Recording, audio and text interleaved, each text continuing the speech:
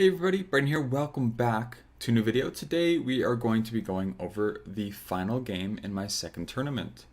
This was so far, bit of a rough tournament for me. I won my first game, I drew my next, and I lost the following two games. And now I'm just tired. I want to get this over with. And this is the final game of the 5-game tournament. And this is on the second day. This was a Sunday. Now I am playing with the white pieces against Atharva, and let's see how the game progressed. E4, E5, knight to F3, knight to C6, and bishop to B5. Although I had lost in this opening before, that wasn't the issue. The opening was not the issue. My middle game and my end game play was the problem, and this is something I was very adamant about in all my tournaments, where even if I lost in an opening, it would only make my opening knowledge stronger because, well, I would just prevent that next time. And if you just play one or two openings, then you will gain a mastery and a big understanding of those openings and what to expect and not expect. So it's always nice to specialize. And let's continue here. A6, now we're seeing the Morphe. Bishop to A4, knight to F6, and D3. D3 is very solid. Also, you can castle here. We're after castles, bishop to E7, and rook E1, B5, bishop to B3, and there's a choice of castling or even just playing D6.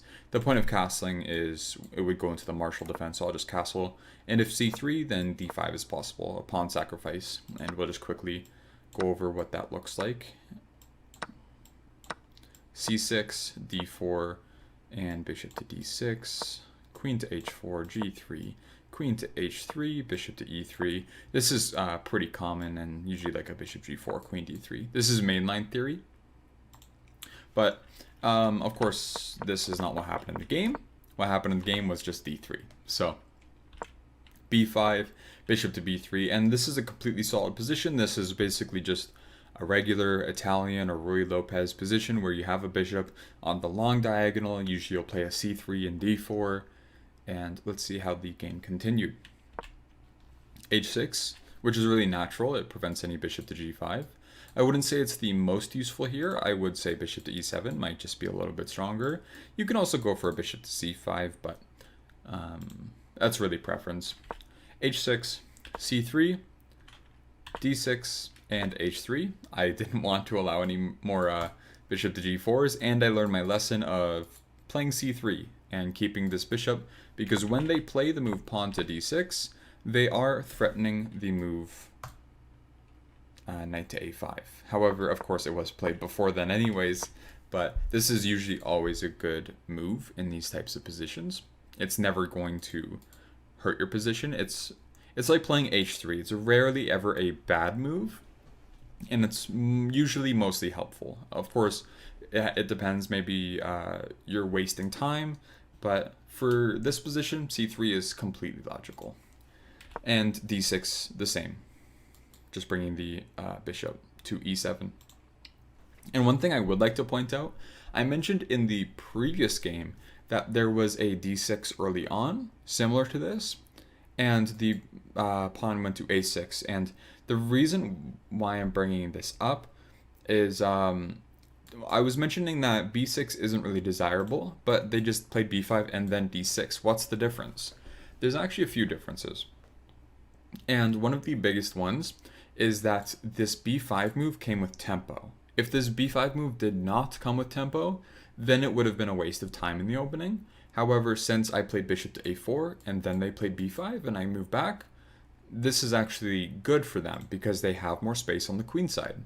And playing D6 after a move like B5 is completely logical because you still have ideas of maybe bishop to G4, and some scholastic games, bishop to E6 ideas are quite popular, and even in some master games as of late, bishop to E6 has become more popular. But there was a game that Carlsen played that made it a little bit uncomfortable to play moves like bishop to E6. It was like 6-7 years ago. And all in all, like, D6 is just conventional. It's the idea you usually play, and then you go for like a knight a5 and c5, and we will see this in the game.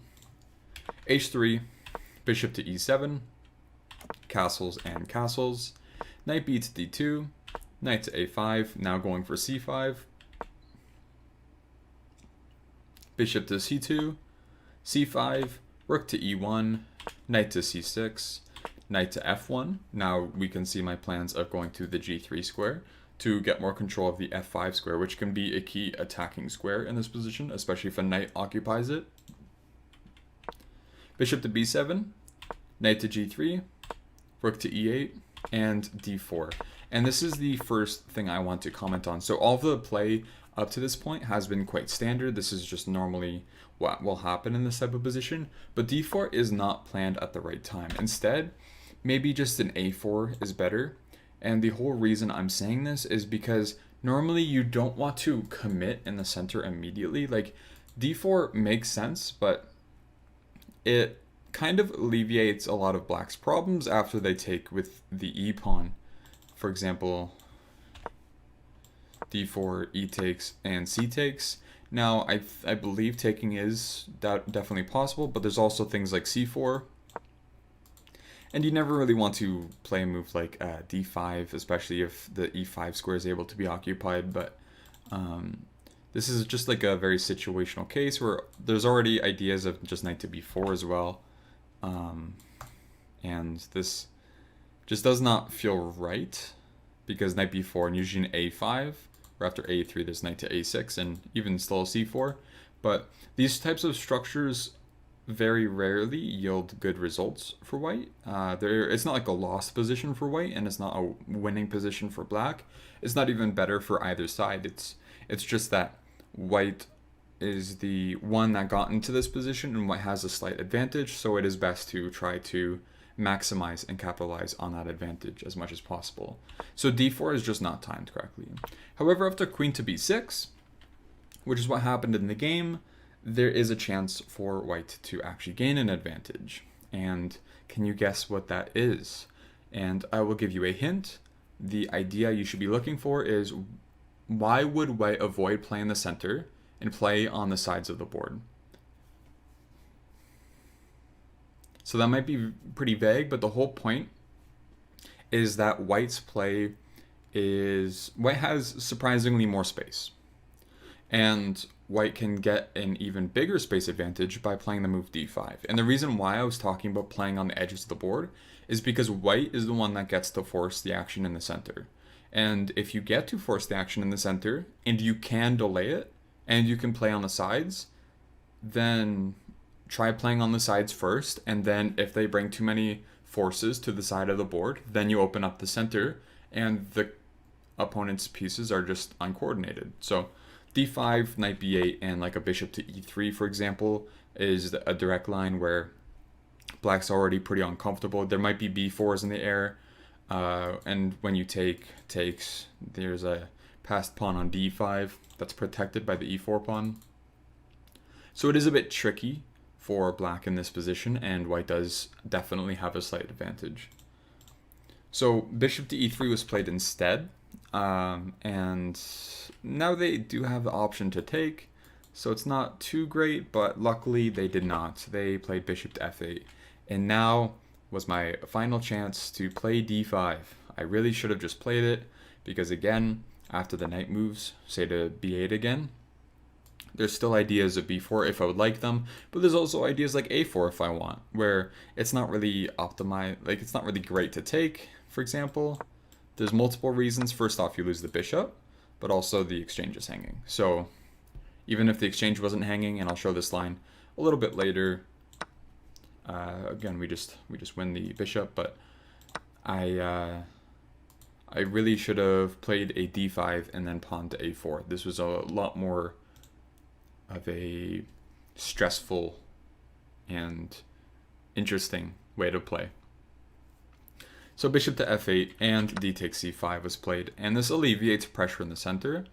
And one interesting thing to think about is when you have an advantage in the center, actually no, I'm going to rephrase that. When you have tension in the center, you only want to release that tension if it benefits you. So there might be times where you're forced to, and you might be forced into a worse position. But if you can leave the pressure in the center, this is something that beginners, and when I was a beginner here, I did a lot where there was tension and I wanted to or take or push or anything like this. Sometimes if you just let the position sit, that's where mistakes come from. And they might be your mistakes or they might be your opponents. But if you really learn these types of structures and learn how to deal with tension, then you can hope that your opponent's going to be the one making the mistakes, not you. However, d takes c5 does alleviate way too much pressure. Where after d takes c5, now the d file is completely open. They can always go for just a rook to d8 and just try to gain activity this way. Now all of a sudden I'm giving their pieces purpose. b4, not so great. Not so great. I would say a4 is still better here. Where after b takes, bishop takes, and again, you can't take here, and the structure for black is just not good. But after b4, they played rook to d8, which I think is okay. However, I think maybe it makes more sense to go to c7. And this is because they're going to be able to occupy the d file no matter what. And this is just a principled move. Because all of a sudden, hey, maybe if you want to take really bad, you can. But also, if, for example, white were to take on with the pawn or the bishop. So let's just say the bishop. Bishop takes, pawn takes. This pawn on c5 is completely weak. My structure is now worse than black's. And black has a lot to play for here. This is one line that can happen. Rook e to d8, grabbing the open file. Queen to e2, knight to a5, and I'm just losing this pawn. There's no way to keep it, and the c3 pawn is going to be a permanent weakness in my position. So a4, queen takes c5, takes, and the best I can do is get counterplay on the b pawn. So that's likely how play would continue. But instead, rook a to d8 first. It makes sense. You're grabbing a tempo against the queen. It's rarely a bad thing. Queen to e2 and knight to a7. I would say that this is not really the right way to go. I would say still like a queen to c7 makes more sense. Again, getting out of the pin and still having those ideas, except the only difference is now the rook's not there. And this is one reason why the rook on e to d8 was better, just because then the black rook actually has a job if white were to play a4.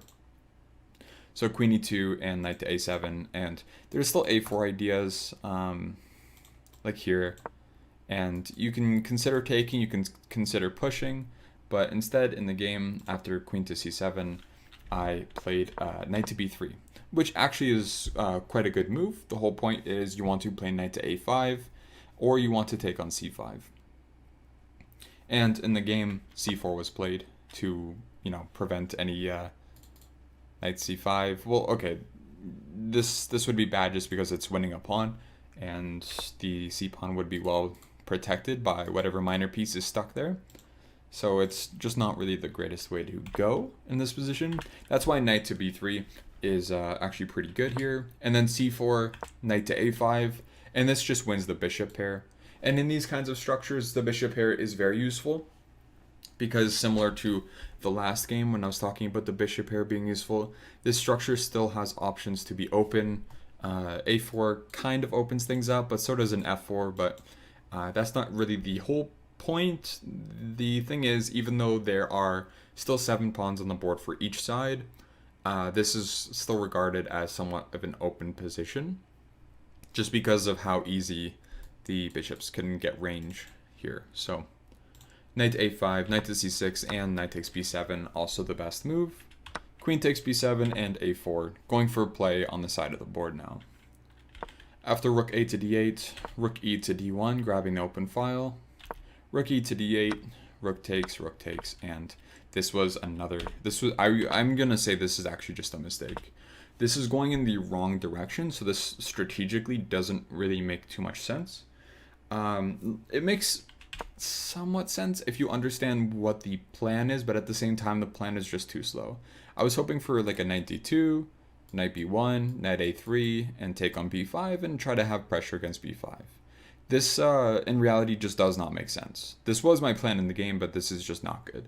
Instead, just a simple knight to f5 is actually quite strong, where king h7 is almost forced. And then you can play things like queen to f3, and it's pretty difficult here. There's never any g6s to kick away the knight. And although there's no threats in this position, that's actually very important to note. There's no threats. But as we can see, white improved many of their pieces, or I improved many of my pieces in just a few moves. So this is the right way to go here. And instead, what happened in the game was knight to f1. Again, which I consider to be a strategical mistake. Knight to e7, knight to d2, knight to g6, and knight to b1. And I allowed knight takes e4. Now, I actually want to ask a question. I thought that this was just losing a pawn. Maybe it is, maybe it isn't. I'm not going to tell you. What do you think white's best course of action is now? And it's going to be surprising.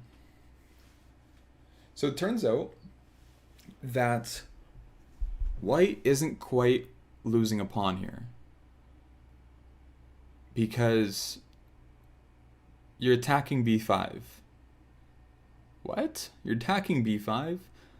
Okay, let's look a little bit more into this. Okay, so the problem is, not only can you have targets on b5, there's more immediate issues. So one of them is a takes b5, queen takes, just bishop takes. So that's good for us. If they take back, well, rook to a7, and okay, queen to d5 and queen to c6. Only two options to defend the knight. We have to look at both. Queen to d5, there's an immediate issue. Bishop to d6. And this wins the exchange, because either they move the rook somehow and we get to take with tempo against the queen, by the way, or they just move their knight away, like knight to f6, and then we get to take, and this is also just pretty bad. Or let's continue here. Or they play queen to c6. And after queen to c6, just queen to f3. The whole point is you put them in a pin, surprisingly, and since their queen isn't defended, you can do this. And now there's ideas of bishop takes e4 again. So very surprising, but surprisingly very secure as well. So instead, in the game, knight takes e4, and I went on tilt a little bit. I played bishop takes e4, and I took on b5. They took back, and here's a little story for you. I touched the wrong piece here. And if you know anything about tournament play, if you touch a piece, you have to move it. It's called touch move. And I immediately touched it and immediately recoiled in horror. And although they didn't say touch move, I assumed that they had, or that they would instigate it if I weren't to make that move. So I just resigned right after making the move. My idea was, okay, maybe I still have play against the b5 pawn. Hey, maybe that's true, right? So far, it's just a pawn. There's a lot of pieces on the board. Even though it's not great for me, it's pretty bad. It might be able to be turned around. You never know at this level. But after a move like rook to a5, the game is just over. Just over. I was looking at knight to a3, and I just didn't play it.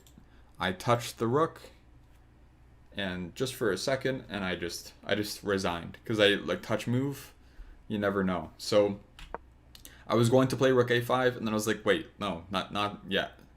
But again, when you touch the piece, you have to move it, and unfortunately, there's no useless move like anywhere else. Every single move with that rook will lose the knight. So definitely one of the worst moves in the position, maybe only rivaled by a bishop to d4 or something like this, but what can you do? Sometimes it happens, and sometimes you touched the wrong piece. What can you say? But yeah, so there was a lot of improvements from the previous game to this one. I didn't let them get my dark squared bishop or my light squared bishop, but the things that I need to work on now are understanding tension in the center, especially in the Ruy Lopez, and then keeping my pieces and pawns protected, or finding tactics that keep my pieces and pawns protected. And this was also a problem in my previous game as well, but it was more highlighted in this one for sure. Anyways, that was my opponent. I believe he was rated 1280. And after this, I actually went up in rating because I had beaten a stronger opponent, and I had 1.5 out of 1.5 out of 5. So I drew and I won against two much higher rated opponents, and then I lost to two very higher, or much higher, like also like two 300 point higher rated players, and then lost to someone a little under my rating. So overall, it just evens out to me gaining, I think it was 18 rating points from this game. And now you will see the graph. I'll just move over here so you can see the graph like right here of my improvement so far. And it's going up just a little bit, right? This was the second tournament. We still have a few more tournaments to go. And this was game number 7. This was game number 7 of 62 that we have to cover. So thank you guys for watching, and I will see you in the next video. Have a good one.